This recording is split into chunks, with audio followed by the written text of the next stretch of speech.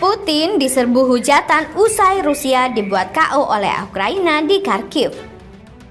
Я думаю, что уверен, ничего мы не потеряли и ничего не потеряем. А с точки зрения приобретения могу сказать, что главное приобретение – укрепление нашего суверенитета. Ключове з них – це договір про, підкреслюю, міжнародні гарантії безпеки для України. І тільки саме з цим договіром ми можемо закінчити війну так, як це потрібно Україні. Друге, не менш важливе питання, блок питань – це питання припинення вогню. И это неизбежный результат того, что сейчас происходит. Заради того, щоб ми могли вирішити всі гуманітарні проблеми, які вже накопичились, вони в достатньому обсязі потребують вирішень негайних, і зараз про це якраз іде розмова. Не хотел нормального мирного развития и стремился к подавлению своего собственного народа, проводя одну военную операцию за другой и подвергая геноциду. В целях повышения взаимного доверия и создания необходимых условий для дальнейшего ведения переговоров и достижения конечной цели согласования и подписания вышеуказанного договора. В суверенитете все наши шаги в этом направлении направлены на укрепление суверенитета.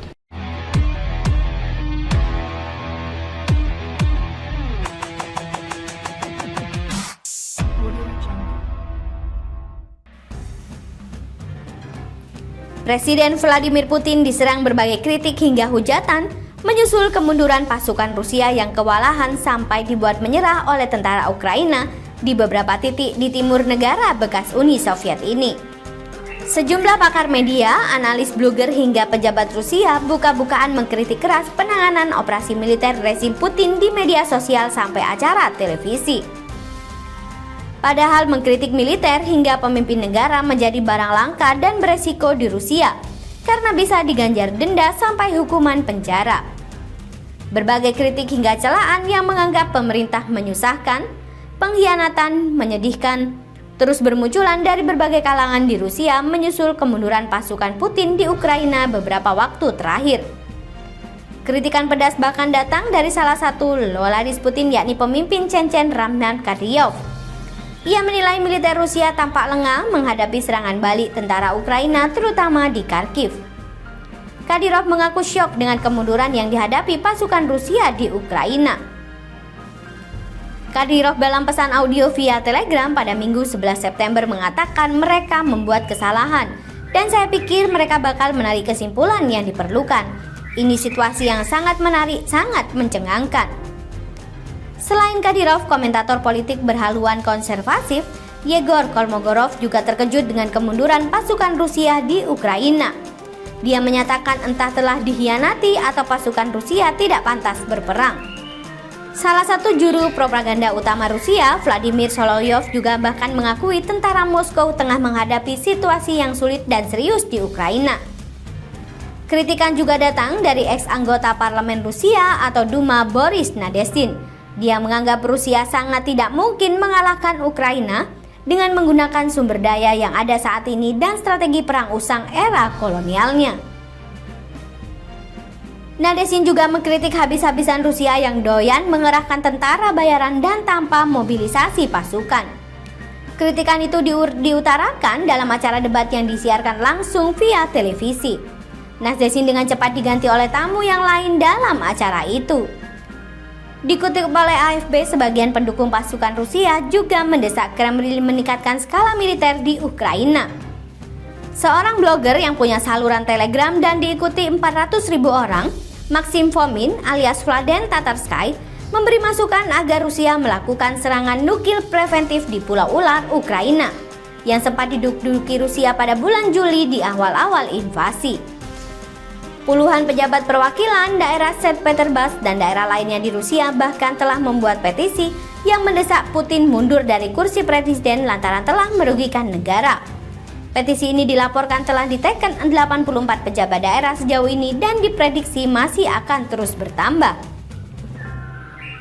Menanggapi hujanan kritikan dan desakan agar Putin dipecat, Kremlin mewanti-wanti para oposisi dan kritikus agar tidak bertindak keluar batas, terutama dalam mempertanyakan strategi perang Rusia di Ukraina. Juru bicara Kremlin Dmitry Peskov mengatakan suara perbedaan pendapat perlu tetapi tetap berada dalam hukum.